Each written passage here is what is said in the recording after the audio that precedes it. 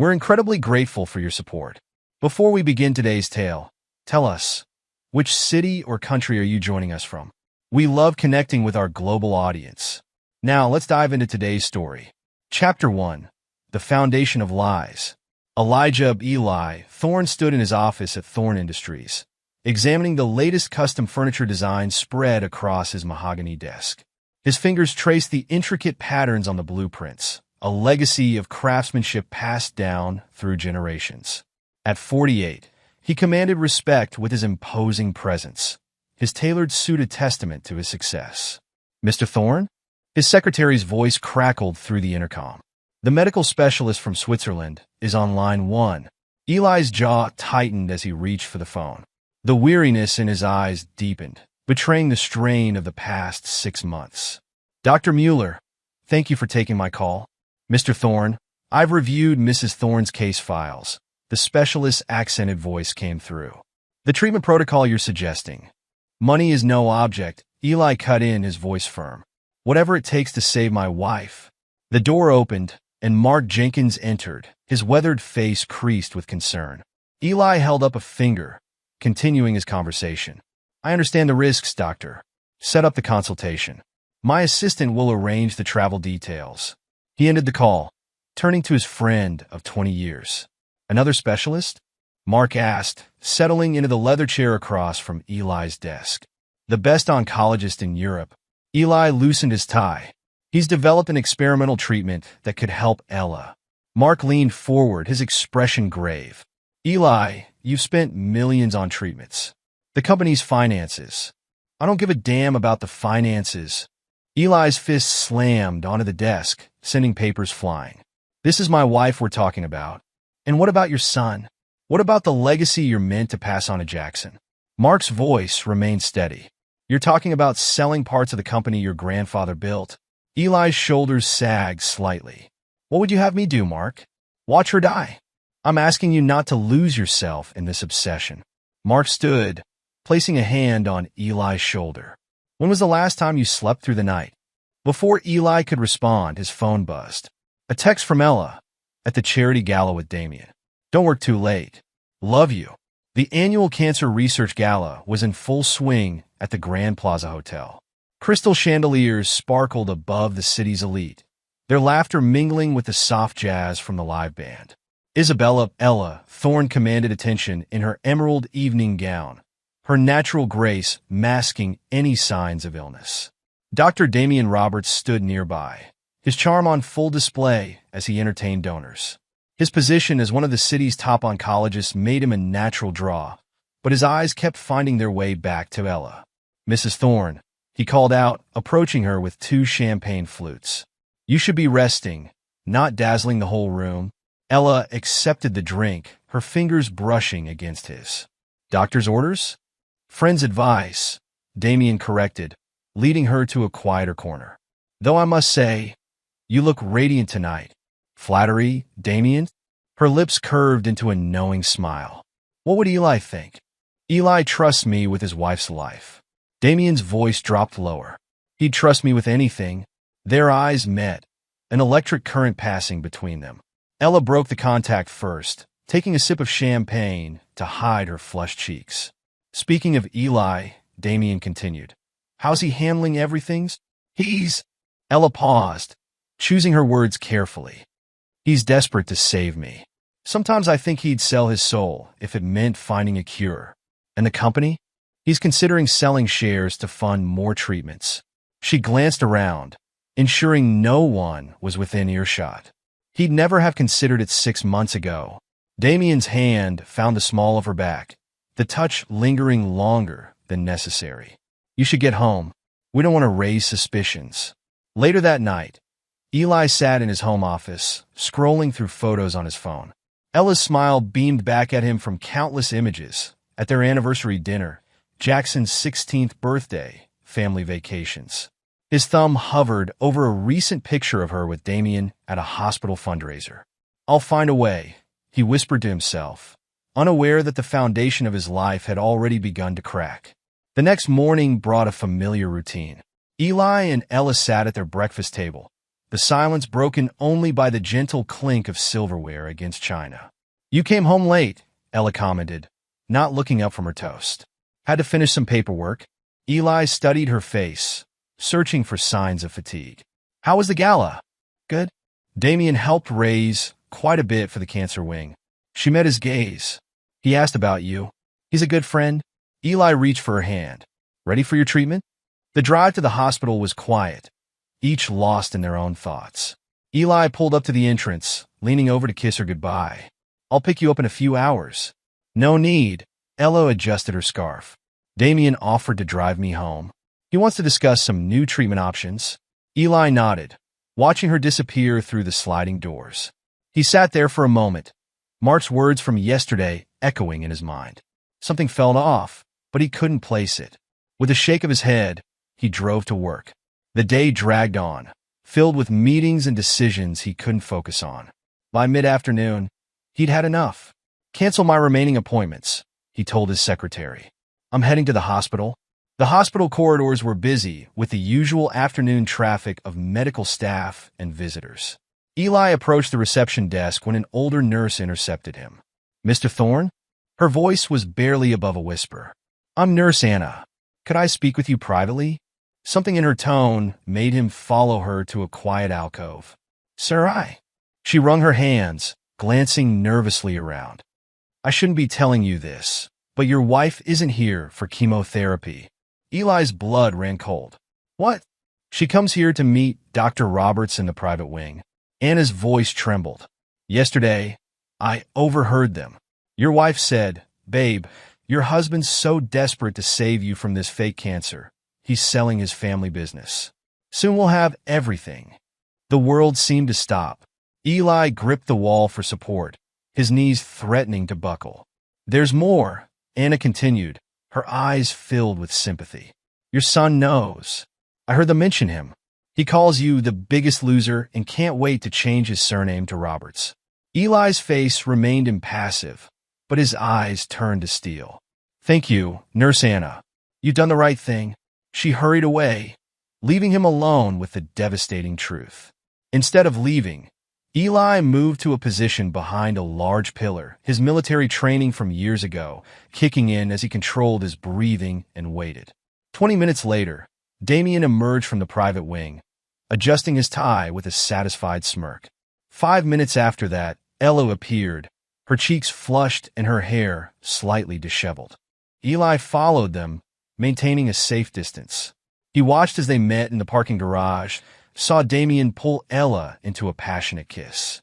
His hands clenched into fists as he observed their casual intimacy, the way they touched and laughed together. He tailed Damien's car to a small bistro, where they shared an intimate lunch, holding hands across the table. Through the window, he could see them feeding each other bites of dessert, acting like teenagers in love. Back home, Eli sat in his darkened study, a glass of untouched whiskey before him. The family portrait on his desk mocked him with its lies. His phone buzzed with a text from Ella. Treatment went well. Having dinner with Jackson. Don't wait up. Eli's hand tightened around the glass until it shattered, blood mixing with spilled whiskey. He didn't flinch as he picked out shards of glass from his palm. "You want everything?" he whispered to the empty room, his voice devoid of emotion. "Let's see how much you can handle when I take it all away." He pulled out his phone and dialed a number. "Mark, I need you to come over. Now." His voice was cold, controlled. "And bring me everything you have on the best private investigators in the city. It's time to go to war." Chapter 2. The Seed of Doubt. The morning sun filtered through the windows of Eli's Bentley as he drove Ella to her weekly chemotherapy appointment. Her designer handbag sat between them like a barrier, containing what she claimed were medications and comfort items for her treatment.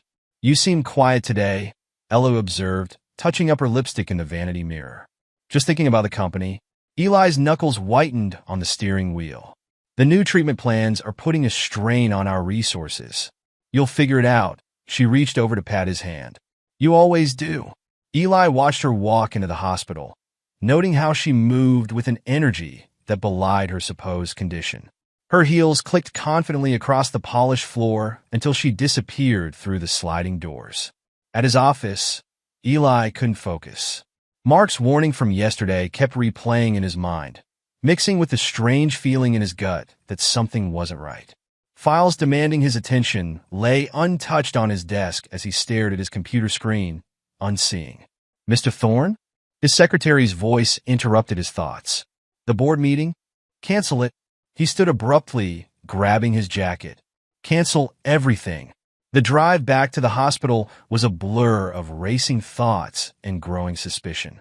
As he approached the reception area, an older nurse with graying hair and kind eyes intercepted him. "Mr. Thorne," she spoke in hushed tones, her name tag reading Anna. "Could we speak privately?" In a quiet corner, away from prying eyes, Nurse Anna's words shattered his world. "Your wife isn't here for chemotherapy, sir. She meets Dr. Roberts in the private wing." "What?" Eli's voice was barely audible. "I overheard them yesterday." Anna glanced around nervously. "Babe, your husband's so desperate to save you from this fake cancer. He's selling his family business. Soon we'll have everything." She quoted, her voice trembling. Eli's face remained impassive, but his eyes turned to ice. "My son, he knows everything," Anna confirmed. "I heard them mention him. He calls you the biggest loser and can't wait to change his surname to Roberts."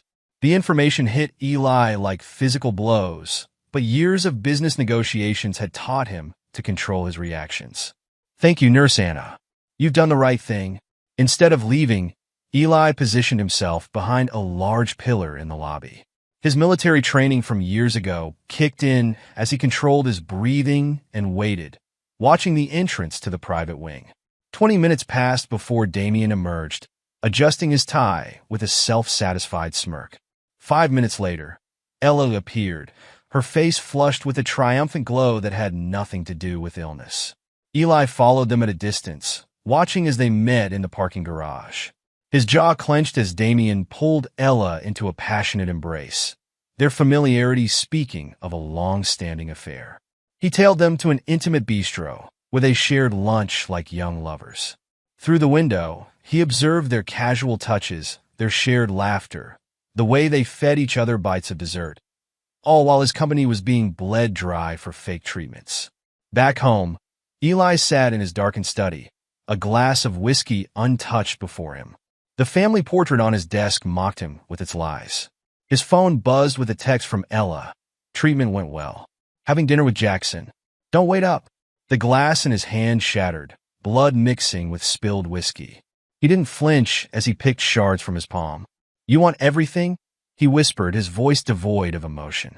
"Let's see how much you can handle when I take it all away." He pulled out his phone and dialed. "Mark, come over. Now. And bring me everything you have on private investigators. It's time to go to war." Chapter 3. The Gathering Storm. "Gabriel comes highly recommended," Mark said, spreading files across Eli's desk. Former detective, known for his discretion and thoroughness. Eli examined the PI's credentials, his face hard in the dim light of his study. "Make the call." 2 days later, Gabriel sat across from Eli in a private room at the city's most exclusive club. The investigator's weathered face and sharp eyes spoke of years tracking lies and deceit. "I need everything," Eli stated, sliding an envelope across the table. "Bank records, phone logs, surveillance. Leave no stone unturned." Gabriel examined the contents of the envelope, a retainer that would make most men blink. He didn't. "Any particular areas of focus?" "Start with their financial connection. I want to know every penny that's passed between them." Over the next weeks, Gabriel's reports painted a picture that made Eli's blood boil. A separate account under Ella's name, regular transfers from Damien, suspicious spending patterns on luxury items that a dying woman would have no use for. The affair's been going on for years, Gabriel revealed during one of their meetings. Well before the cancer diagnosis. That was just their latest play. Eli's face remained stone-like as he reviewed the evidence. Photos showed Ella and Damien at high-end hotels, receipts for expensive gifts, text messages that made him grip the papers until they crumpled. "And my son?" Eli's voice was dangerous. Gabriel hesitated before pulling out another file. "Jackson's been aware of everything. He's been helping them. Actually, found these on his private social media accounts. The screenshots showed Jackson's messages to friends, mocking his father's desperation to save his mother. "The old man's so pathetic," one read. "Can't wait till Mom and Damien take everything. Already got my new surname picked out. Tell me about her background," Eli demanded, his control perfect even as rage burned through his veins. "Isabella Martinez grew up in poverty," Gabriel began. "Single mother, struggled to make ends meet. She was working as a receptionist when she met you. Her mother had multiple failed marriages to wealthy men. Seems she taught her daughter to aim higher." Eli remembered their courtship, how he'd been charmed by her apparent gratitude for simple gestures. And Damien? His career's been stalling.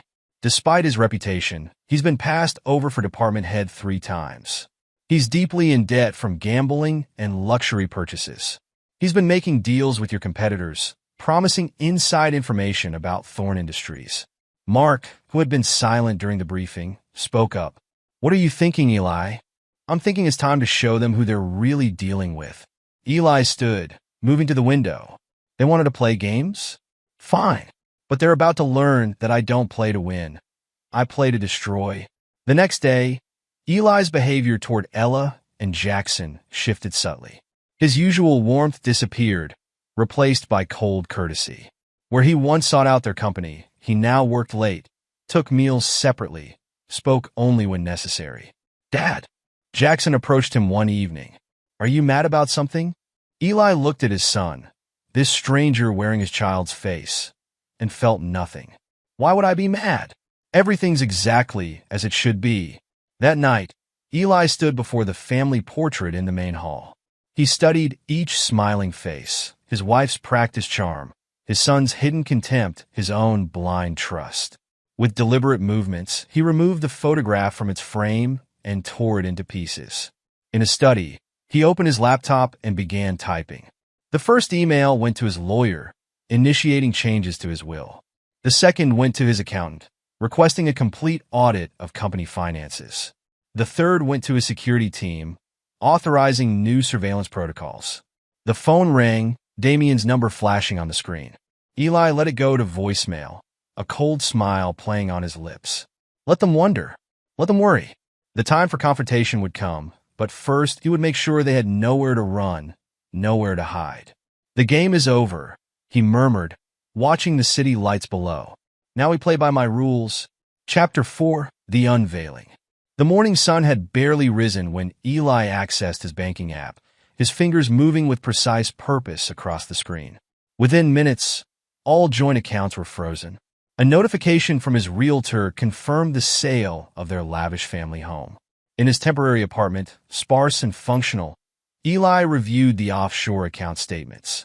The numbers represented not just money, but ammunition for the war ahead. Mark arrived precisely at 8, carrying a thick folder under his arm. His face bore the weight of sleepless nights spent helping Eli prepare. "You're sure about this?" Mark asked, settling into a plain chair across from Eli. "Let me show you why." Eli spread the evidence across the table, photos, bank statements, text messages. Each piece revealed another layer of betrayal.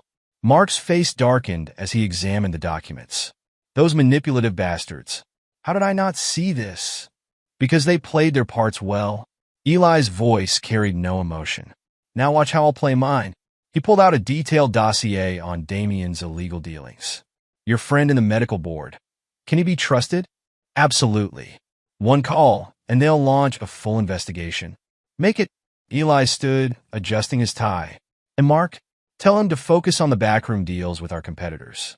I want Damien's career in ruins by sunset." Later that day, Eli watched from his office as news of the investigation broke. Hospital staff whispered as Damien was escorted from the building, his medical license suspended pending review. His phone buzzed, Ella calling for the 5th time. He let it ring. The confrontation, when it came, happened in the sterile conference room of his lawyer's office. Ella arrived in designer clothes bought with his money, her face a mask of practiced innocence. "What is this about, darling?" she asked, reaching for his hand. Eli pulled away, laying out the evidence one piece at a time. Bank statements, hotel receipts, photos of her and Damien, screenshots of Jackson's messages. 6 months of fake cancer treatments, he said, his voice arctic. Years of affairs. My own son plotting against me. Eli, please. Ella's tears started flowing. I can explain. I was confused, lonely. Save your performance. He cut her off. You're good, Ella. You had me completely fooled. The devoted wife. The loving mother. All lies. It wasn't all lies, she pleaded. What about our life together? What about Jackson? My son? Eli's laugh held no warmth. The one who can't wait to take another man's name? The door burst open as Jackson stormed in, face red with anger. You can't just throw us out. That's our home, too. Your home? Eli turned to face his son, eyes piercing. The home you mocked while plotting with your mother to steal it? Mom deserves better than you. Jackson spat.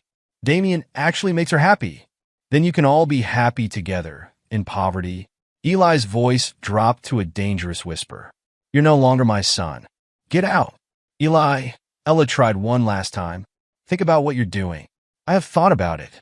For weeks, I've thought about nothing else. He stepped closer, his presence dominating the room. You wanted everything? Watch me take it all away. By the time I'm done, you'll wish you'd never heard the name Thorne. As they left, Ella's sobs echoing down the hallway. Mark approached cautiously. That's just the beginning, isn't it? The beginning? Eli turned to his friend, a cold smile playing on his lips. No, Mark. That was mercy. Now we show them what real pain feels like. Chapter 5. The Web of Deception. Your offshore accounts are untraceable, Gabriel confirmed, sliding a USB drive across Eli's desk. We can start targeting their finances whenever you're ready.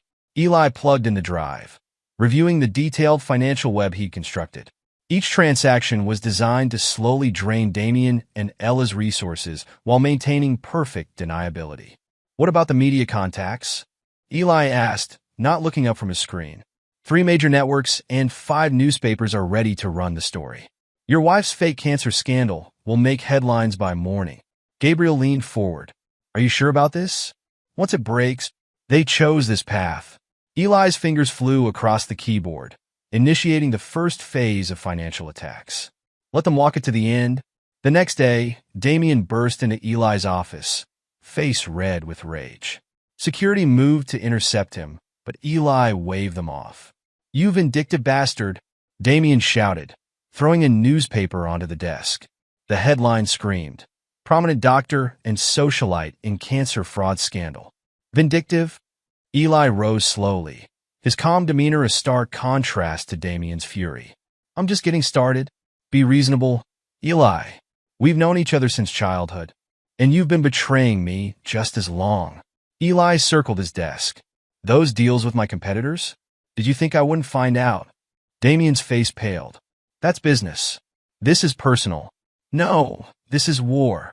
Eli moved closer, his voice dropping to a dangerous whisper. You wanted my money? My company? My life?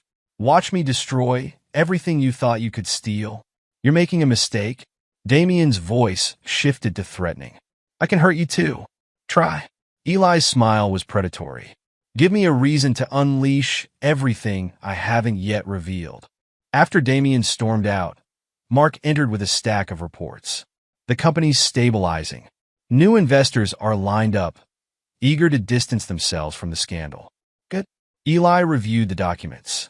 How's the talent acquisition going? Better than expected. Top designers are jumping ship from our competitors, drawn by our new direction. Mark paused. Gabriel sent another update. Ella tried applying at 3 different firms today, and each one suddenly remembered past indiscretions that made her unhireable. Eli's laugh held no warmth. Funny how that happens. Working late that night, Eli received a text from Gabriel. Target acquired new information. Sending details now. The attachments revealed Ella and Damien's hidden insecurities, her deep-seated fear of returning to poverty, his desperate need for social status. Perfect pressure points for the next phase of his plan. Sir? His assistant's voice came through the intercom. Your son, Jackson is here. Send him away. He's quite insistent. I said, send him away. Eli's voice could have frozen fire. And Sarah? He's no longer authorized to enter this building. Ever. Chapter 6. The Labyrinth of Pain. The anonymous messages started small. A text to Ella. Remember when you were nothing? TikTok going back there soon? To Damien. Checked your reputation lately? Even the free clinics won't touch you now. Each message targeted their deepest fears, their weakest points. Eli watched through Gabriel's surveillance as the psychological warfare took its toll. She's becoming paranoid, Gabriel reported, showing video footage of Ella checking over her shoulder repeatedly. Convinced someone's following her? Someone is, Eli replied. Her own guilt. The next phase involved their living situation. One phone call ensured their lease was terminated. Another guaranteed no upscale apartment would rent to them. They've moved to Riverbrook District, Mark informed Eli, referring to the city's most notorious neighborhood. It's all they could afford. Perfect. Eli pulled up property records on his computer. I own half the buildings there through shell companies. Make sure their neighbors know who they really are. Within weeks, reports flowed in of constant harassment. Graffiti appeared on their door. Frauds and thieves in bright red paint. Anonymous tips to local gangs ensured their cars were regularly vandalized. Damien tried fighting back, showing up at medical conferences to plead his case.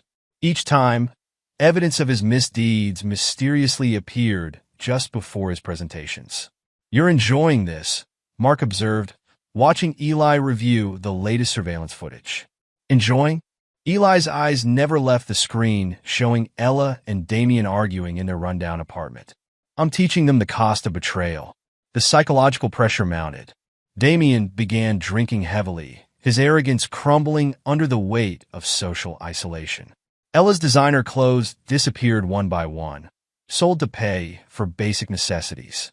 They started fighting, first with words, then with increasing violence. Each accusation Eli planted took root, blooming into full-blown paranoia. She thinks he's planning to abandon her, Gabriel reported. He's convinced she's been talking to lawyers behind his back. Eli watched their destruction from his new office atop Thorn Industries headquarters. The company was thriving under his ruthless leadership, stock prices soaring as he channeled his cold fury into business success. The board's impressed, Mark said, reviewing quarterly reports. They're calling you a phoenix rising from the ashes. No, Eli corrected, watching Ella and Damien's latest fight through surveillance feeds. On the fire.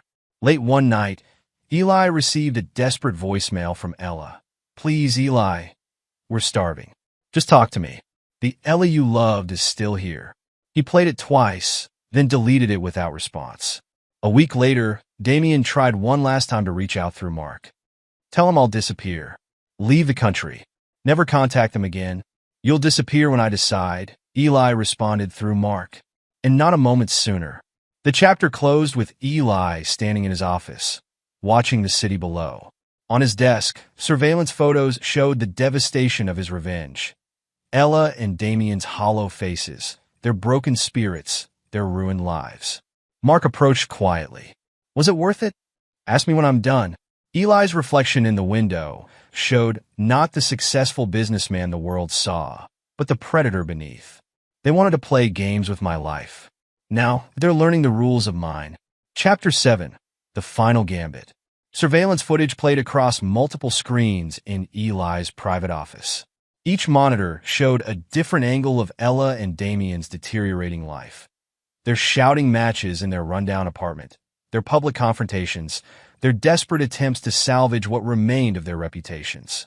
They're reaching breaking point, Gabriel noted, indicating a particularly violent argument captured the previous night. She threw a lamp at his head. Eli watched the footage with cold satisfaction. Time for the final push.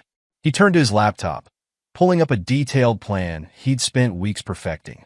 Have you located the warehouse? Industrial district, abandoned for months? Gabriel handed over a set of blueprints. Perfect sight lines, multiple exit points, and completely isolated. Make the call, Eli instructed. Use Thompson, they still trust him. James Thompson, a former colleague of Damien's, made contact that afternoon.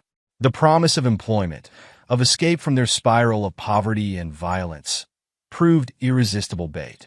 They agreed to meet tomorrow night, Gabriel reported. Thompson convinced them he's starting a private practice, needs experienced staff. Eli spent the next day overseeing the warehouse preparations. Hidden speakers disappeared behind walls, cameras nestled in shadows, recording equipment positioned strategically. "Test the audio," he commanded the technician. A voice, Ella's voice, filled the space. "I never loved him." Eli was just a stepping stone. Another recording, Damien this time. "Once we get his money, we'll disappear." Layer upon layer of their betrayal, their mockery, their schemes, ready to play at the perfect moment. The trap was set. Ella arrived first, her designer clothes replaced by worn department store attire. Her eyes darted around the warehouse interior, hope and desperation warring on her face. Damien appeared minutes later, maintaining his distance from her. The tension between them crackled in the empty space. "Where's Thompson?" Ella demanded. "How should I know?" Damien snapped. "This was your idea." "My idea? You're the one who—" The first recording cut through their argument. Their own voices, caught in intimate moments, planning Eli's destruction. "What is this?" Damien spun around, searching for the source. More recordings played, overlapping, surrounding them. Their cruel laughter, their strategic planning, their manipulation of Jackson. "You told me he'd never find out." Ella screamed at Damien. "You promised we'd be careful." "Me? You're the one who couldn't wait to spend his money." Damien advanced on her. "How many shopping sprees did you need?" "At least I didn't sell company secrets." She shoved him hard. "You're the reason we lost everything." Their fight escalated physical now. Years of schemes and lies unraveled in minutes of violence. In his surveillance room, Eli watched with detached interest. His finger hovered over a button as Damien grabbed Ella's throat. Now, he spoke into his phone. Police sirens wailed in the distance, growing closer. "Domestic violence in progress," an anonymous tip reported. "They're killing each other?" Officers burst in to find Ella and Damien in a brutal fight, blood already drawn, neither willing to back down. Their arrest played out on Eli's screens in perfect detail. "Quite a show," Mark commented from the doorway. "The encore will be better."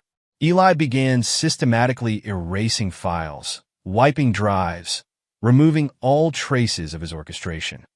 Their lawyers can't help them now. Criminal records tend to stick. Later that night, Eli stood in his apartment, feeding the last pieces of evidence into a shredder. No loose ends, no possible way to trace it back to him. His phone buzzed, Gabriel confirming Ella and Damien were being processed at central booking. Multiple charges, no chance of immediate bail. "Clean," Eli murmured, watching the final shreds fall. "Time to build something new." Chapter 8. The Ashes of Deceit. The jail cell door slammed shut behind Ella, the sound echoing through the women's detention block. Her designer instincts still showed in how she carried herself, even in the orange jumpsuit. "Mrs. Thorne," the guard sneered. "Or is it still Mrs. Thorne? Your ex-husband's quite the talk of the town these days." In the men's facility across town, Damien sat in solitary confinement, his medical license permanently revoked, his reputation destroyed. His cellmate's words haunted him. "Ain't you that doctor who faked his patient's cancer? Man, that's low." Their lawyers brought the same news. No one would post bail. Their former friends wouldn't take their calls. Their assets were frozen or disappeared. Meanwhile, Eli sat in his office at Thorne Industries, reviewing the latest profit reports when his secretary buzzed. "Sir, Jackson is here again." Eli's jaw tightened. "I thought I made myself clear." "He says he won't leave until you hear him out." "Send him in?" Eli's voice held no warmth. "Let's end this." Jackson entered, no longer the cocky teenager who had mocked his father. His shoulders hunched, his eyes desperate. "Dad, please. I'm not your father." Eli didn't look up from his papers. "State your business." "Mom's in jail. Damien's in jail. I have nowhere to go." Jackson's voice cracked. "I was wrong. I'm sorry. Sorry." Now Eli looked up, his eyes piercing. "You plotted against me. Mocked me. Planned to take another man's name while living off my money. I was stupid. I let Mom manipulate me." "No." Eli stood, his presence dominating the room. "You weren't manipulated. You made choices. Adult choices.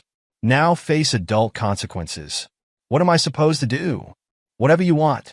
But not here. Not with my name. Not with my money. Eli pressed a button on his desk. Security will escort you out. Don't come back. As Jackson was led away, Mark entered, concern on his face. That was harsh. That was necessary. Eli turned to the window. He chose his side, and you've won. Ella and Damien are in jail. Your company's stronger than ever. Maybe it's time to let go of the anger. Let go. Eli laughed, a sound without humor. I haven't held on to anything. I've simply shown them who I really am. That evening, Eli went through old photos, family vacations, birthdays, celebrations. Each image now tainted with knowledge of the lies behind the smiles. He dropped them into the shredder one by one. The next week, he attended a major charity gala. Not as the desperate husband funding cancer research, but as a powerful CEO expanding his influence. The city's elite surrounded him, drawn to his newfound aura of controlled strength. Mr. Thorne, a prominent hospital director, approached. We'd love to have you on our board. Send me the details. Eli's smile was polite but distant. I'm always interested in new opportunities. Mark watched from nearby, noting how his friend had changed. The naive businessman was gone, replaced by someone harder, sharper, more formidable. Chapter 9. The Phoenix Rises. The private jet touched down in Bali, where Eli had always dreamed of visiting. Not for relaxation. He'd learned to find peace in his power, but to expand Thorne Industries into Asian markets. His hotel suite offered views of ancient temples and modern buildings, a fusion of tradition and progress that matched his own transformation. He stood at the window, not seeing the scenery, but the future he would build. His phone buzzed, a news alert. Ella and Damien had been released early for good behavior. The article showed them leaving jail separately, broken and aged beyond their years. Any reaction? Mark asked over the secure line. None needed. Eli's voice was calm. They're irrelevant now. Back in the city, Ella and Damien discovered the true depth of their fall. No one would hire them. No bank would touch them. Their former social circle treated them like plague carriers. Ella ended up working as a clerk in a discount store, living in a tiny studio apartment. Damien took a job as a night security guard, his medical career a bitter memory. They couldn't stand to look at each other, each blaming the other for their downfall. Meanwhile, Thorne Industries expanded exponentially. Eli's ruthless business acumen, honed by betrayal, turned every venture to gold. He established the Thorne Foundation, dedicated to exposing corruption and supporting ethical business practices. At the foundation's launch, reporters clamored for interviews. Mr. Thorne, how does it feel to rise above such public betrayals? The past is irrelevant. Eli's voice carried absolute authority. I'm focused on building something meaningful. Any message for your ex-wife and former friend? No message. His smile was razor-sharp. Their choices taught me valuable lessons about trust and consequence. The foundation will help others learn from their mistakes. In his private moments, Eli felt no regret, no lingering pain. He'd transformed himself into something beyond their power to hurt. His company thrived, his influence grew, and his name became synonymous with uncompromising strength. He began mentoring select young entrepreneurs, teaching them his philosophy of business and life. Never show weakness, he told them. The moment you forgive betrayal, you invite more. Build your success on strength, not mercy. One evening, he spotted Ella shopping at a discount store. She looked old, beaten down by life. She saw him too. Her face showed a flash of desperate hope before he walked past without acknowledgement. The next day, he approved plans for a new Thorne Industries tower, 50 stories of glass and steel that would dominate the city skyline. From his office at the top, he would be able to see the whole city, including the rundown neighborhoods where his betrayers now lived. You've built something remarkable, Mark observed during their weekly dinner. No, Eli corrected. I've built something unshakable. The old Eli died with their betrayal. What rose from those ashes is something they never imagined possible. The story concluded with Eli in his element, commanding a board meeting, his presence absolute, his power undeniable. He had transcended revenge to achieve something greater, complete transformation. The naive man who trusted blindly was gone, replaced by someone who had learned to turn pain into power, betrayal into strength. The former family man had become a titan of industry, his name no longer associated with scandal, but with uncompromising success. He stood at the window of his empire, not looking back at the ashes of his old life, but forward to the kingdom he would continue to build. The portrait of Eli Thorne, the trusting husband and loving father, hung in a forgotten storage room. But Elijah Thorne, the man who rose from betrayal to build an empire, his image dominated the city skyline, a testament to the power of turning devastation into destiny. Epilogue. 10 years later. The gleaming towers of Thorne Industries dominated the city skyline, their modern architecture a testament to power and success. At 60, Elijah Thorne cut an imposing figure as he strode through the executive floor. A decade had added distinguished silver to his temples, but his eyes retained their penetrating intensity. "The Singapore merger is complete, sir," his executive assistant reported, falling into step beside him. "And the new manufacturing facility in Dubai exceeds projections." Eli nodded, scanning the reports on his tablet. Thorne Industries had evolved from a high-end furniture company into a global conglomerate. The furniture division remained, but now represented just one branch of his empire. "The Foundation's annual gala?" he asked, entering his office. "RSVPs are at capacity." The mayor, 3 senators, and the governor confirmed. The Thorne Foundation had become a powerful force in its own right. Its anti-corruption initiatives and business ethics programs garnered international recognition. Eli's own story, carefully curated, of overcoming betrayal to build something greater became a case study at prestigious business schools. Mark Jenkins, now in his late 60s but still sharp as ever, waited in Eli's office. After a decade as Thorne Industries COO, he remained Eli's most trusted advisor. The background check on the new board member came back, Mark said, placing a file on Eli's desk. "Clean, except for one detail you'll want to see."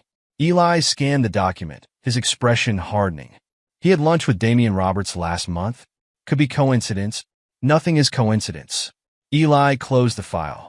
"Withdraw the nomination. I don't allow even remote connections to the past near my company." Mark nodded, unsurprised.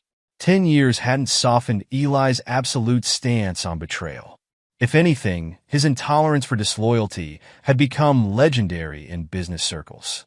"Speaking of the past," Mark hesitated. "I saw Ellie yesterday." Eli's fingers paused on his keyboard. "Why are you telling me this?" "She was working checkout at Maxwell's discount store. Living in that same studio apartment in Riverbrook. Looks 20 years older than she is. Her choices, her consequences." Eli's voice held no emotion. "What about Damien?" "Still working security at the industrial park. Had a heart attack last year, couldn't afford proper treatment." The irony of a former doctor relying on emergency room care. Eli allowed himself a small smile. "And Jackson?" "Bouncing between dead-end jobs in Chicago. Changed his name to Roberts like he always wanted, but Damien won't acknowledge him. Last I heard, he was trying to write a tell-all book about you, but no publisher will touch it. They're all afraid of your legal team." The conversation shifted to business matters, but later that evening, alone in his penthouse, Eli reflected on how thoroughly his revenge had played out. His phone buzzed. Gabriel, the PI who'd uncovered the original betrayal. Now head of Thorne Industries' corporate intelligence division, he still kept tabs on the key players from that chapter of Eli's life. "Thought you want to know," Gabriel said. "Ella tried applying for a loan today. 7th rejection this year. She's been sleeping in her car between shifts. And Damien? Lost a security job. Failed the physical after his heart attack. He's been drinking heavily, blaming Ella for everything. Their relationship? Haven't spoken in years. They can't stand the sight of each other. Each blames the other for their downfall." Eli ended the call, satisfaction coursing through him. A decade later, his revenge continued to reverberate through their lives. He walked to his private study, where a hidden safe contained the only evidence he'd kept from that time. A single USB drive with surveillance footage of their final confrontation in the warehouse. He rarely watched it anymore, but its existence reminded him of the moment he'd truly transformed. The next morning brought a board meeting. Eli commanded the room with the same ruthless authority that had become his trademark. None of the directors were original board members. He replaced anyone with ties to the old days. Our Asia expansion has exceeded targets, he informed them. The European acquisition is proceeding ahead of schedule, and our tech division's latest patents have positioned us to dominate emerging markets. The numbers told the story. Thorne Industries' value had increased hundredfold under his leadership.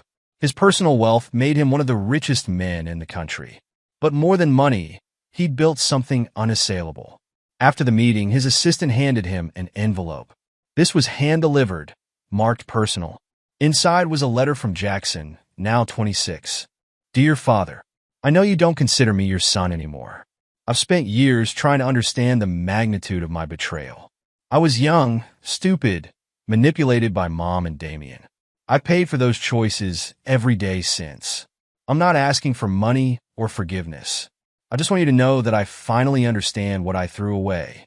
You were the only real father I had, and I destroyed that with my own arrogance.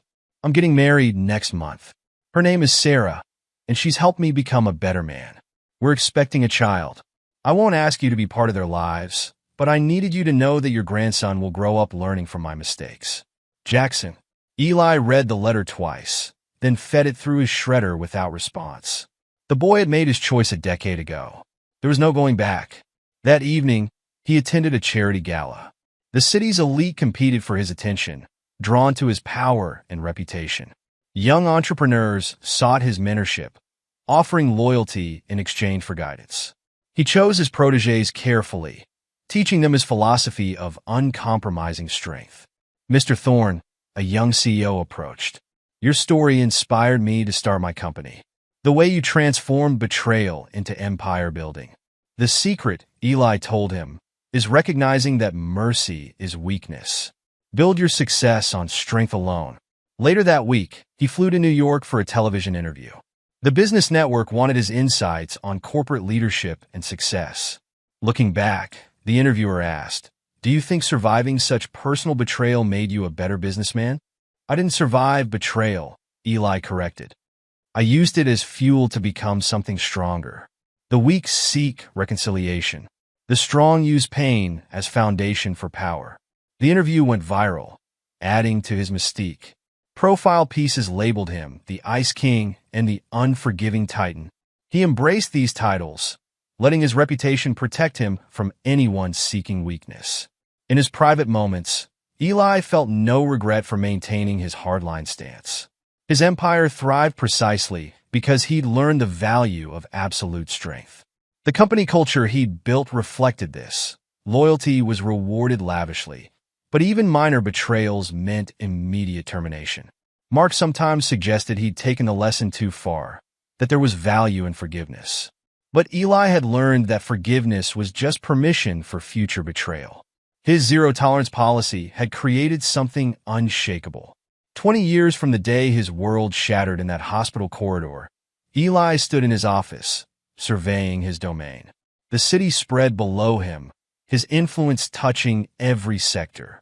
The betrayers who tried to destroy him lived in squalor.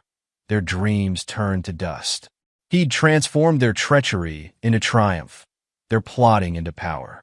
The naive man who'd trusted blindly was long dead. In his place stood someone stronger, someone untouchable. His phone buzzed, another update from Gabriel. Ella's in the hospital. Malnutrition and exhaustion. No insurance, no way to pay. Damien's drinking himself to death in a boarding house. Jackson's wife left him, took their kid. They all destroyed themselves without any direct action from you. Eli smiled. His revenge had become self-perpetuating, outlasting even his active participation. Their own choices continued to punish them, years after he'd moved on to greater things. The sun set behind Thorne Tower, its shadow stretching across the city like his influence. In the end, they tried to break him, but only succeeded in forcing his evolution. Their betrayal had birthed something far more powerful than the man they'd tried to destroy. He was no longer the betrayed husband or the abandoned father. He was Elijah Thorne, a man who'd turned devastation into dynasty.